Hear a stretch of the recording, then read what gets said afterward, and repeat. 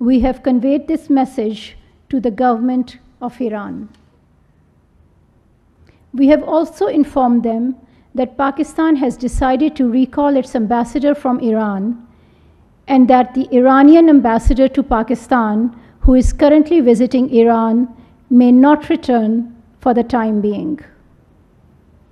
We have also decided to suspend all high-level visits which were ongoing or were planned between Pakistan and Iran in the coming days. We have conveyed this message to the government of Iran. We have also informed them that Pakistan has decided to recall its ambassador from Iran and that the Iranian ambassador to Pakistan, who is currently visiting Iran, may not return for the time being. We have also decided to suspend all high-level visits which were ongoing or were planned between Pakistan and Iran in the coming days.